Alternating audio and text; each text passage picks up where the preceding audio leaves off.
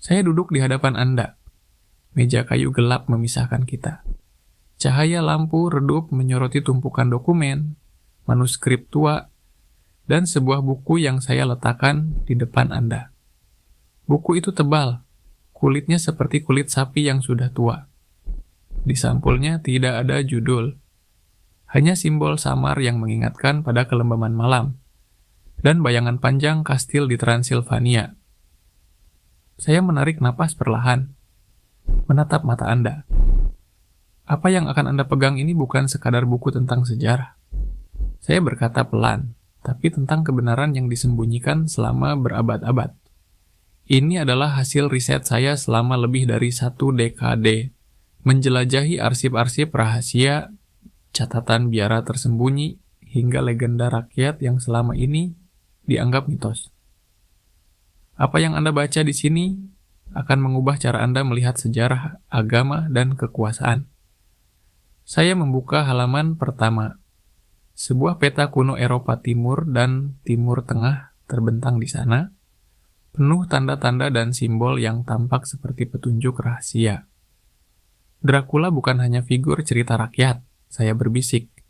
Ia adalah manusia nyata, atau sesuatu di antara manusia dan legenda, yang hidup lebih lama daripada catatan sejarah resmi. Saya menemukan jejaknya dari kastil di Transilvania, hingga biara-biara tersembunyi di Yunani dan Turki. Bahkan sampai pada artefak-artefak yang disakralkan oleh berbagai agama.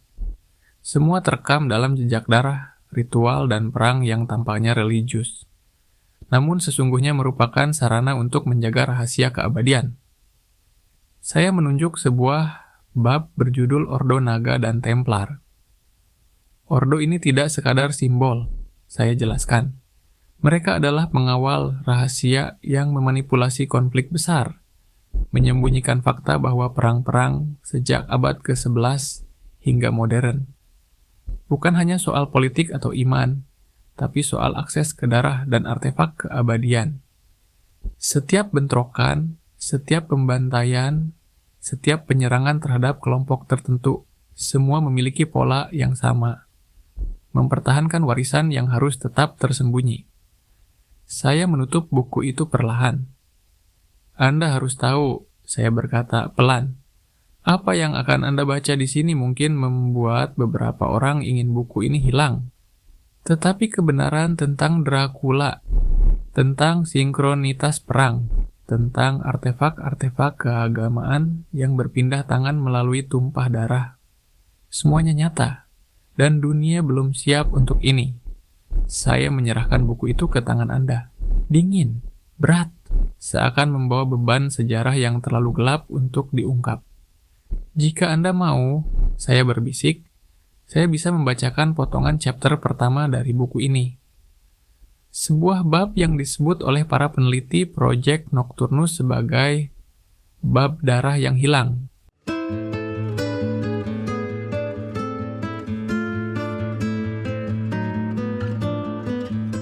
Ada malam-malam tertentu di mana sejarah tidak berbicara lewat buku, tapi lewat darah yang menempel di batu.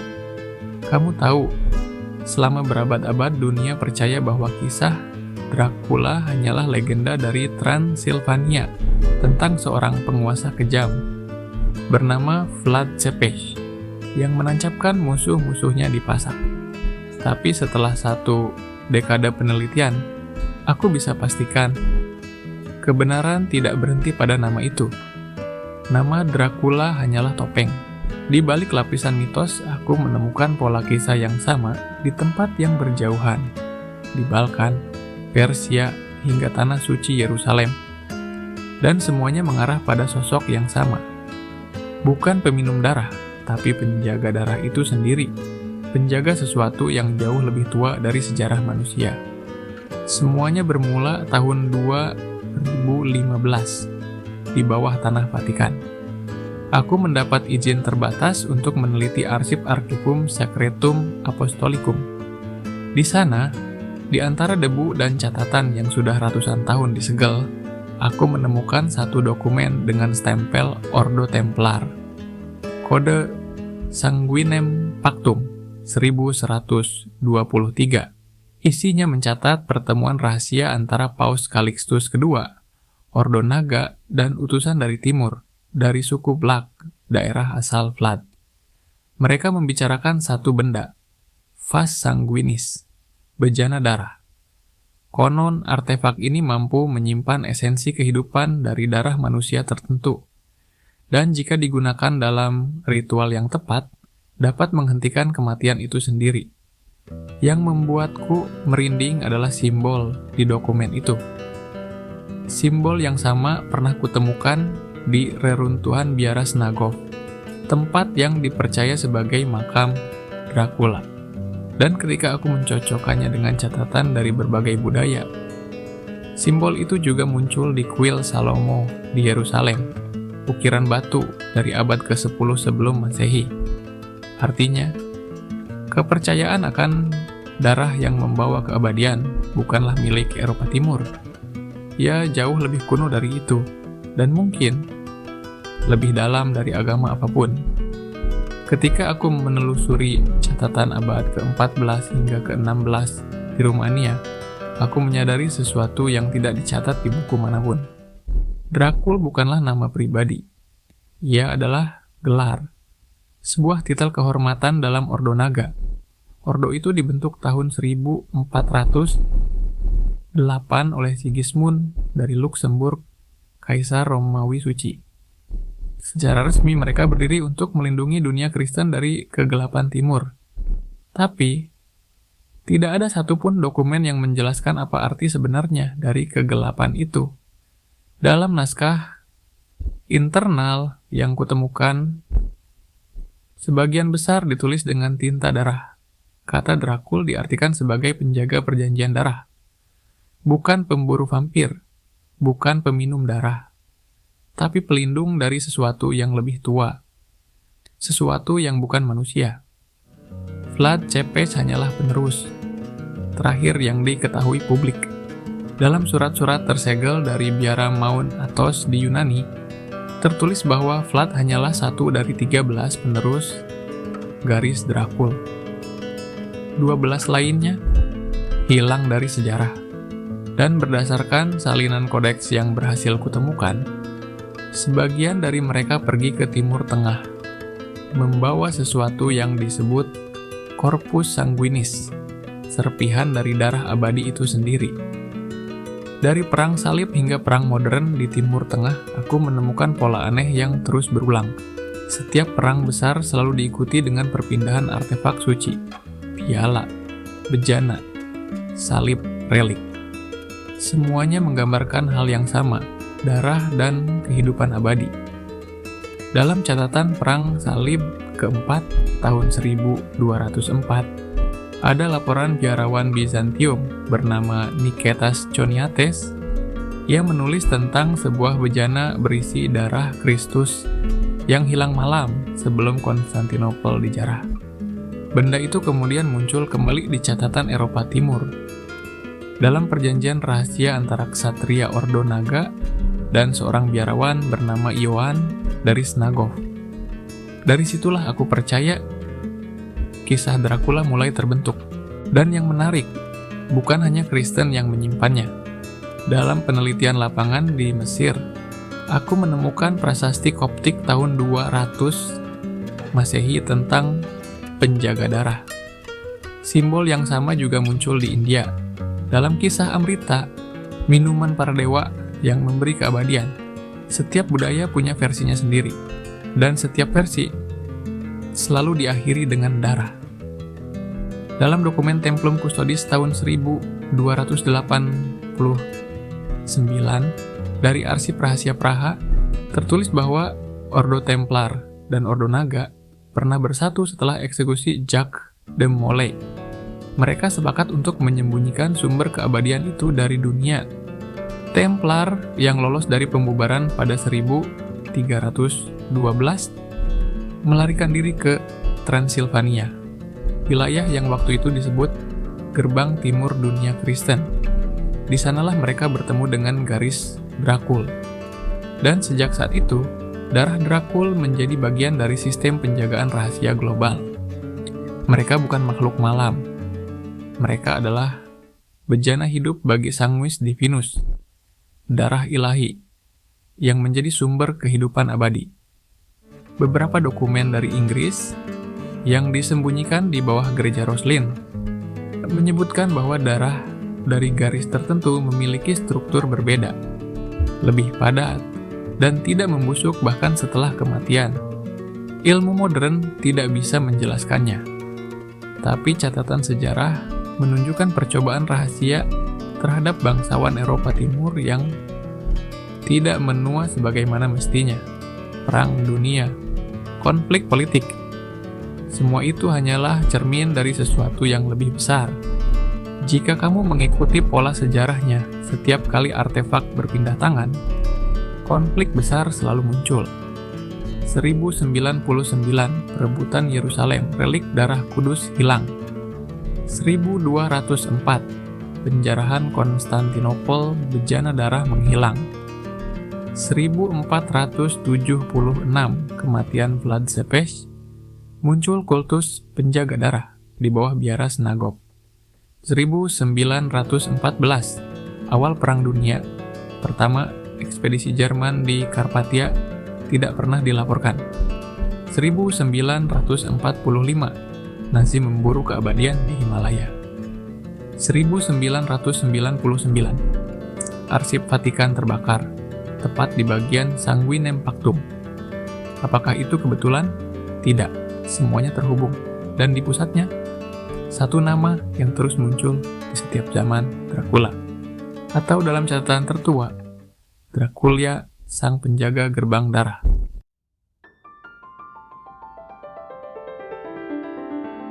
Kamu masih ingat waktu pertama kali kita berbicara tentang Dracula? Aku bilang padamu, legenda itu bukan tentang vampir, bukan tentang makhluk yang menghisap darah manusia di malam hari. Aku salah satu dari sedikit orang yang tahu bahwa cerita itu hanyalah selubung, sebuah tirai untuk menutupi sesuatu yang jauh lebih nyata dan jauh lebih berbahaya. Eksperimen kuno terhadap darah manusia. Aku memulai penelitian ini di Transilvania, di reruntuhan Kastil Poenari, tempat yang diyakini milik Vlad Tepes. Awalnya kupikir ini hanya studi sejarah biasa. Tapi saat timku menemukan sisa jaringan otot di bawah menara timur, semuanya berubah. Analisis karbon menunjukkan usianya lebih dari 5 abad. Namun jaringan itu masih mengandung hemoglobin aktif. Kamu tahu betapa mustahilnya itu, kan? Tidak ada jaringan biologis manusia yang bisa bertahan seperti itu, kecuali ada sesuatu di dalam darahnya yang tidak mati. Dari sana aku mengikuti jejak Aleppo. Di bawah reruntuhan perpustakaan tua, aku menemukan sebuah naskah. Disebut Liber Sanguinis Dei, buku darah Tuhan. Isinya bukan kitab keagamaan, tapi dokumen biologis kuno, dengan diagram anatomi dan catatan pengujian darah yang tak cocok dengan spesies manusia manapun. Ada satu istilah yang terus muncul, Sanguis Divinus, darah yang tak mengenal kematian. Darah yang bisa menyembuhkan, memperbanyak sel tanpa batas, tapi dengan harga yang tak terbayar, jiwa yang perlahan terpecah dari tubuhnya. Istilah itu muncul di banyak peradaban. Mesir menyebutnya KM Sen, Sumeria menulisnya Ziru Anna, dan dalam teks Bizantium, Aima Tou Athanatos. Nama-nama berbeda untuk hal yang sama, darah abadi. Saat aku mempelajari arsip dari Eropa Timur, satu nama terus muncul, Ordo Draconis. Sejarah menulis mereka sebagai pelindung gereja dari kekuasaan Ottoman. Tapi catatan rahasia di Vatikan mengatakan sebaliknya. Mereka bukan melindungi iman, mereka melindungi sesuatu yang hidup, sesuatu yang mengalir dalam tubuh seorang manusia tertentu. Mereka melindungi garis keturunan yang mampu menampung Sanguis Divinus tanpa kehancuran seluler, linea Dracul. Mereka bukan peminum darah. Mereka adalah bejana hidup bagi darah itu sendiri. Kini semuanya masuk akal. Vlad Tepes bukan monster seperti yang diceritakan. Ia adalah vessel, penampung sempurna dari darah ilahi. Ordo Naga menjaganya sementara Ordo Templar berusaha menguasainya. Karena mereka tahu, siapapun yang mampu menyimpan darah itu takkan mati. Dan selama berabad-abad, peperangan yang tampak sebagai perang agama, perang tanah, perang ideologi, semuanya hanya kedok. Kedok dari satu konflik tunggal, dominasi darah ilahi. Ini hasil mikroskopik dari 3 sampel berbeda, Transilvania, Aleppo, dan Istanbul. Ketiganya memiliki anomali genetik yang sama, triple helix DNA. Manusia hanya punya 2. Helix ketiga itu tampaknya adalah resonansi biologis dari sanguis divinus itu sendiri. Dan hanya Linnea Dracul yang mampu menampungnya tanpa kehancuran jaringan. Hanya individu dengan gen tertentu yang bisa menanggungnya. Dan merekalah alasan legenda tentang vampir, tentang santo yang tak membusuk, dan manusia abadi muncul di setiap zaman. Mereka bukan makhluk malam, bukan pula manusia suci. Mereka adalah pewaris dari sesuatu yang bahkan para dewa pernah takutkan. Kamu mulai mengerti sekarang kenapa buku ini berbahaya? Bukan. Kalau kebenaran ini dibuka, maka seluruh struktur sejarah, agama, dan sains akan runtuh bersamaan. Karena kita semua dibangun di atas kebohongan yang sama, bahwa darah adalah milik manusia. Padahal sesungguhnya, manusia hanyalah wadah. Dan darah itu dari semula bukan milik kita. Ada sesuatu yang belum kukatakan, karena kalau semua ini benar, maka Linnea Dracul tidak punah. Mereka masih ada, berjalan di antara kita.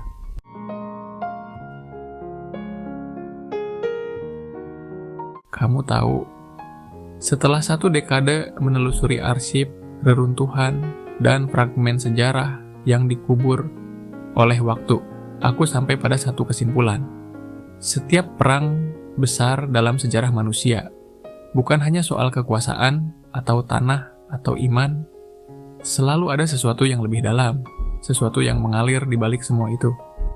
Dan ketika aku menyebut mengalir, aku benar-benar maksudkan darah. Ada 2 kekuatan besar yang selama berabad-abad memainkan perang ini dalam diam. Yang pertama, Ordo Naga. Dulu mereka berdiri di sisi bayangan, melindungi sesuatu yang mereka yakini bukan untuk dimiliki manusia. Mereka tahu rahasia sanguis divinus, dan tahu bahwa darah itu bukan anugerah di Param, tapi ujian. Mereka pernah berjalan bersama para raja, pendeta, bahkan ilmuwan, sampai mereka sadar bahwa setiap tangan yang menyentuh darah itu pada akhirnya akan berusaha menguasainya. Jadi mereka mundur, meninggalkan panggung agama, kekuasaan, dan politik. Bukan karena mereka kalah, tapi karena mereka sadar agama hanyalah alat untuk mengendalikan manusia lain. Dan bagi mereka, kebenaran yang suci tak boleh lagi diukur dengan kitab atau filsafat, melainkan dengan kemampuan menjaga agar rahasia itu tetap tersembunyi dari keserakahan dunia. Mereka bersembunyi di antara kita. Sebagian menjadi akademisi, sebagian menjadi penjaga arsip, dan sebagian lagi hidup di pinggir peradaban. Menunggu waktu ketika garis keturunan Linnea Dracul kembali menampakkan diri. Sedangkan di sisi lain, ada Templar. Sisa-sisa mereka tak pernah punah, mereka hanya berubah wajah. Kini mereka tidak lagi memakai zirah besi bersalib merah. Mereka memakai jas hitam dan dasi. Mereka duduk di dewan perusahaan farmasi, pemimpin politik, petinggi keagamaan, dan lembaga internasional yang katanya demi kemanusiaan. Tapi aku tahu, mereka hanya punya satu misi, menguasai sanguis divinus. Bukan untuk disebarkan, bukan untuk menyembuhkan, melainkan untuk memilikinya sendiri. Bagi mereka, darah itu adalah kunci abadi, kekuasaan tanpa batas, tubuh tanpa usia, dominasi tanpa akhir. Dan untuk mencapainya, mereka tidak akan segan menjadikan siapapun, bahkan keturunan Linnea Dracul itu sendiri, sebagai objek percobaan. Mereka tidak akan membunuh garis itu. Tidak, mereka akan memanennya. Kamu bisa bayangkan, jika semua ini benar-benar terjadi, jika ada darah di dunia ini yang mampu membuat manusia hidup 1000 tahun, dan 2 ordo kuno yang memperebutkannya dengan ideologi bertentangan, dunia yang kita kenal hanyalah papan catur, agama, politik, korporasi, semua hanya pion, dan manusia hanya sumber daya biologis. Kamu mungkin berpikir aku sudah gila, tapi aku pernah melihat satu hal yang tak bisa aku lupakan. Sebuah laboratorium di pinggiran Laut Hitam, dikelola oleh yayasan riset medis yang katanya independen. Di dalamnya, ada sebuah sel berpendingin dengan label samar. Spesimen LD47. Dan di bawahnya, tertulis tanggal lahir dari seseorang yang seharusnya sudah mati hampir 2 abad lalu.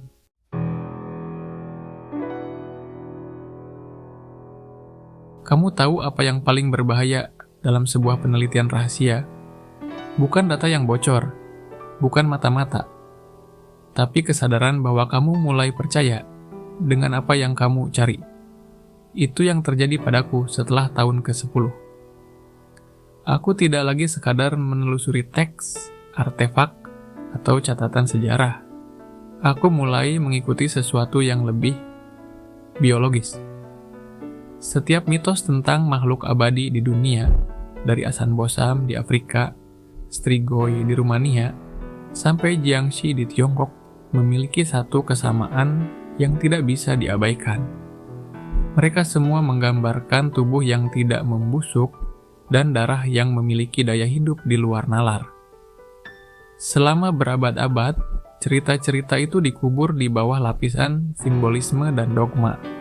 Tapi ketika aku mulai membandingkan sampel genetik yang diselundupkan dari makam-makam kuno di Transilvania dengan data medikal yang bocor dari fasilitas bioteknologi di Swiss dan Tel Aviv, aku menemukan sesuatu yang tidak seharusnya mungkin. Sebuah mutasi, langka, stabil, dan hanya muncul berulang di satu garis keturunan, Linea Dracul. Awalnya aku pikir nama itu hanya sebutan puitis untuk keturunan Vlad Tepes. Tapi tidak, Dracul bukan nama. Ia adalah penanda genetik, kromosom yang seolah bereaksi terhadap kontak dengan darah lain, menyerap, menyatu, dan memodifikasi struktur sel inangnya tanpa kerusakan. Kemampuan biologis untuk menahan dan menampung sanguis divinus tanpa kehancuran jaringan. Kemampuan yang hanya muncul pada 0,0001% populasi dunia. Atau, jika ingin lebih jujur, mereka bukan peminum darah. Mereka adalah bejana hidup bagi darah itu sendiri. Keturunan ini tersebar. Tak banyak tapi cukup untuk menimbulkan kekacauan bila ditemukan. Sebagian dari mereka hidup tanpa tahu siapa diri mereka. Sebagian disembunyikan oleh Ordo Naga yang sadar bahwa jika darah mereka jatuh ke tangan Templar atau korporasi di bawah kendali mereka, dunia akan mengenal arti kata kekuasaan dalam bentuk paling murni dan paling mengerikan. Kamu tahu apa yang membuatku gemetar waktu pertama kali melihat hasil analisisnya? DNA mereka menunjukkan kestabilan sel yang tidak menua secara normal. Bukan tidak mati, tapi waktu biologis mereka berjalan berbeda. Ada semacam kompensasi energi yang belum bisa dijelaskan. Seolah tubuh mereka bukan menolak waktu, tapi tidak terikat olehnya. Dan disitulah aku sadar, legenda tentang vampir, santo yang tak membusuk, atau manusia abadi, semuanya hanya bentuk samar dari satu kebenaran yang sama. Hanya individu dengan gen tertentu yang bisa menanggungnya. Dan mereka adalah alasan legenda tentang vampir, santo, dan manusia abadi muncul di setiap zaman. Aku pernah melacak salah satunya. Seorang perempuan yang tinggal di Istanbul, bekerja sebagai ahli restorasi manuskrip kuno. Darahnya menunjukkan pola regenerasi luar biasa, 4 kali lebih cepat dari manusia normal dan tanpa degradasi seluler. Dia tidak tahu apa-apa tentang garis keturunannya, Tapi di pergelangan tangannya ada tato kecil berbentuk naga melingkar. Hampir pudar, seolah diwariskan turun-temurun. Kami berdua membuat keputusan yang kelak akan kami sesali. Kami akan mencari garis keturunan lain dari linea Dracul.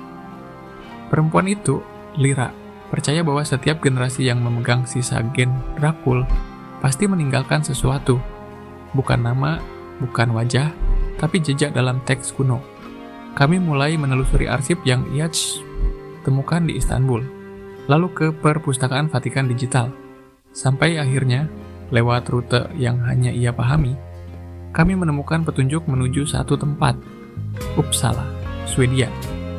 Di sana, tersembunyi di dalam arsip Universitas Tua Uppsala, terdapat naskah yang disebut Codex Hyperboreus. Naskah abad ke-13 yang pernah dianggap hilang. Sebagian sejarawan menganggapnya hanya mitos Nordik. Tapi Lyra percaya teks itu berhubungan langsung dengan Sanguis Divinus. Ia berkata, legenda Hyperborea menyebut tanah di bawah cahaya abadi, bukan metafora. Mungkin itu bukan sekadar legenda kami sepakat untuk berangkat ke Swedia secara terpisah.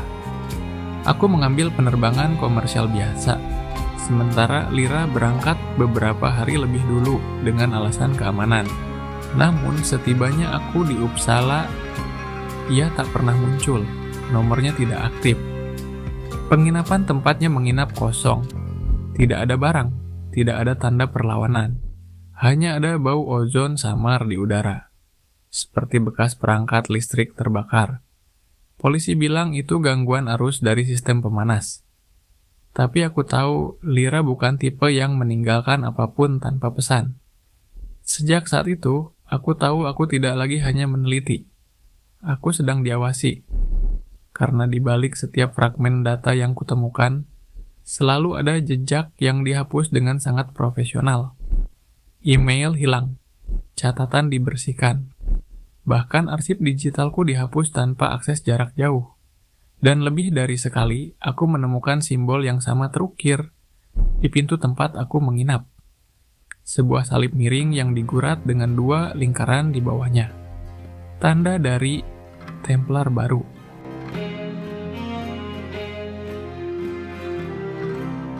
Setelah Lyra menghilang, aku sempat berpikir untuk menghentikan semuanya. 10 tahun penelitian, ratusan naskah yang disita, dan jejak darah yang menuntun ke dinding buntu. Tapi kemudian, aku menemukan bukunya. Tidak dikirim lewat pos, tidak ditinggalkan di mejaku. Buku itu muncul di dalam paket arsip yang seharusnya berisi laporan survei geologi Vatikan, tanpa catatan pengirim, tanpa cap pos. Kulitnya tua, berwarna biru pudar, dengan lambang kecil berbentuk 2 ular yang saling menggigit ekor di tengah matahari. Judul di sampulnya nyaris terhapus, The Hyperborees et Sanguine, tentang bangsa Hyperborea dan darahnya. Dan di halaman terakhir, ada tulisan tangan Lyra. Legenda Hyperborea menyebut tanah di bawah cahaya abadi. Bukan sekadar legenda, tetapi tempat di mana semua ini dimulai. Aku membaca buku itu berhari-hari. Bahasanya campur, Latin, Islandik kuno, sedikit Yunani. Tapi maknanya jelas. Buku itu tidak bicara tentang bangsa manusia. Ia bicara tentang mereka sebelum manusia. Dalam teks itu disebutkan bahwa jauh sebelum munculnya peradaban pertama, ada ras yang hidup di bawah cahaya kutub, tempat di mana matahari tidak pernah benar-benar terbit. Tubuh mereka lebih tinggi, kulit pucat seperti salju, dan darah mereka lebih kental. Darah yang pernah bertahan dari kehancuran zaman. Mereka bukan hanya legenda, melainkan sisa dari peradaban yang pernah ada sebelum manusia. Mereka yang selamat dari api, es, dan waktu itu sendiri. Mereka pernah disembah, pernah disebut monster, dan pernah disebut dengan segala istilah yang sejajar dengan kata dewa. Manusia pertama meniru mereka, membangun ritual darah, korban, dan perjanjian abadi untuk menjadi seperti mereka. Nama mereka hilang, tapi di setiap budaya, Bayangannya masih ada. Nephilim di kitab kuno, Asura di teks Veda, Jotun di mitologi Nordik, Strigoi di Balkan.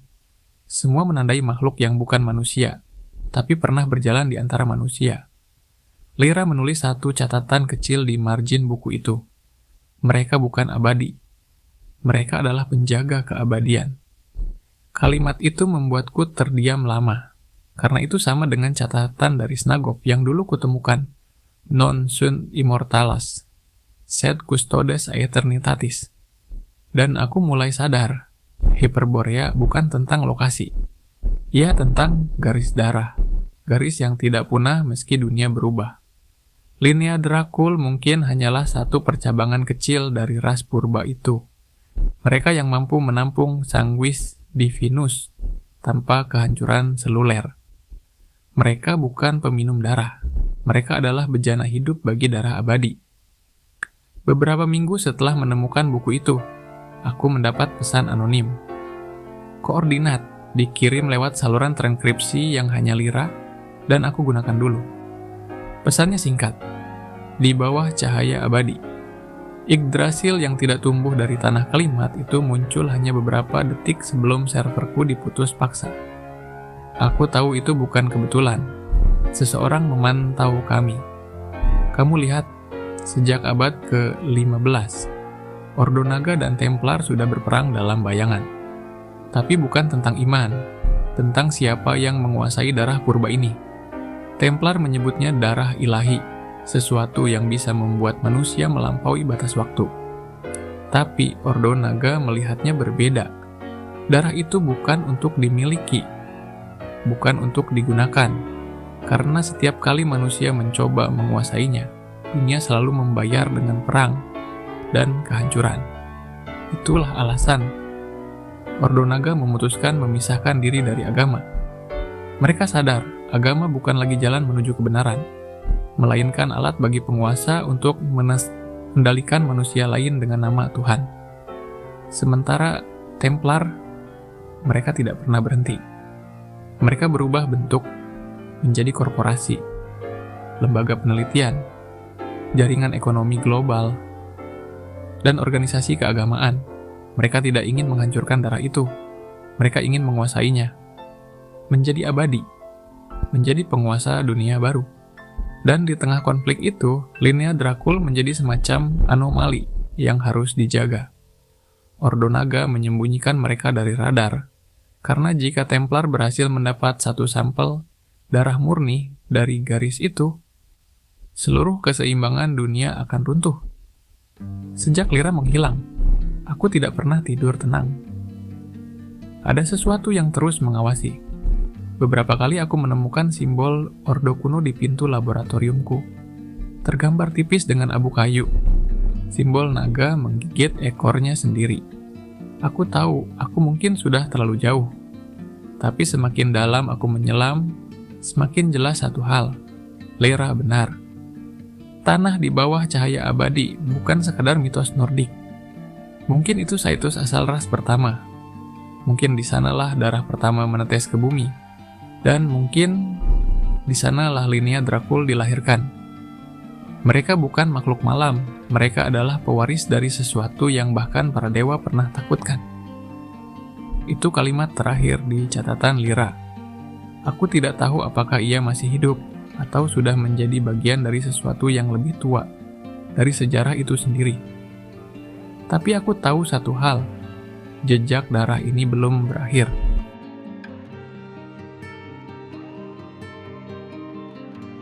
Aku tidak lagi tahu sejak kapan rasa kantuk mulai kehilangan maknanya. Mungkin sejak Lyra menghilang. Mungkin sejak aku menemukan catatannya. Lembar yang tidak seharusnya selamat dari api. Satu halaman, tipis, gosong di tepinya. Tulisan tangannya masih bisa kubaca. Campuran Latin dan Nordik kuno. Di bagian atas halaman ia menulis kalimat yang membuatku berhenti bernapas. Ada darah yang membawa ingatan dunia lama, bukan darah manusia, bukan pula darah dewa. Awalnya kupikir ia berbicara metaforis, namun setelah berbulan-bulan menelusuri naskah-naskah dari Arkhangelsk, sampai Sibiu, aku mulai melihat pola yang sama, legenda tentang mereka yang bertahan dari kehancuran zaman. Banyak kebudayaan menyebutnya dengan nama berbeda. Orang Yunani menulis tentang Hyperborea. Orang Tibet menyebutnya Shambhala. Dan dalam catatan Skandinavia paling tua, ada sebutan untuk kaum yang tinggal di bawah cahaya abadi. Bukan dewa, bukan manusia, tapi sesuatu di antaranya. Mereka tidak mati karena mereka tidak pernah dilahirkan seperti kita.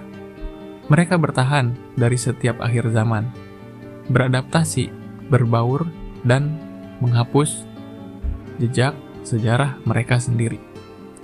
Ketika peradaban baru muncul, manusia menamai mereka dengan berbagai istilah. Strigoi di Rumania, Jiangxi di Cina, Asan-Bosam di Afrika, dan Aswang di Asia Tenggara. Semua cerita itu berbicara tentang hal yang sama, darah dan keabadian. Mungkin itu bukan kutukan, mungkin itu hanya biologi yang jauh lebih tua dari yang bisa kita pahami. Ada satu simbol yang terus muncul di setiap manuskrip pohon terbalik. Akarnya mengarah ke langit. Di bawahnya tertulis kalimat kuno, Custodes Lucis, penjaga cahaya. Dari catatan yang kupelajari, Custodes Lucis bukan sekadar kultus atau ordo rahasia. Mereka adalah penerus ordo naga yang dulu melindungi Linea Dracul. Mereka yang tahu bahwa darah ini tidak boleh dikuasai siapapun, bahkan oleh mereka sendiri. Kini aku mulai curiga bahwa mereka masih ada, berjalan di antara kita, menjaga agar rahasia ini tetap tersembunyi, bahkan dengan darah dan kebohongan. Beberapa malam terakhir, aku sering terbangun dengan tangan berdarah. Tidak ada luka, tidak ada rasa sakit, hanya bercak kecil yang seolah muncul dari dalam kulit. Aku mengabaikannya pada awalnya, sampai suatu malam aku bermimpi. Dalam mimpi itu, aku berdiri di padang bersalju yang diterangi aurora. Cahaya menetes dari langit seperti serpihan darah yang membeku di udara. Dan di hadapanku, pohon. Tumbuh dari batu, bukan tanah. Akar-akar hitamnya menjalar ke udara, mencari cahaya. Saat aku terbangun, halaman terakhir catatan Lira terbuka sendiri di meja. Di situ tertulis, mereka yang mengingat tidak pernah benar-benar tidur, karena darahnya sendiri adalah ingatan dari dunia lama. Aku tidak tahu apakah aku masih meneliti sesuatu, atau telah menjadi bagian dari apa yang kuteliti.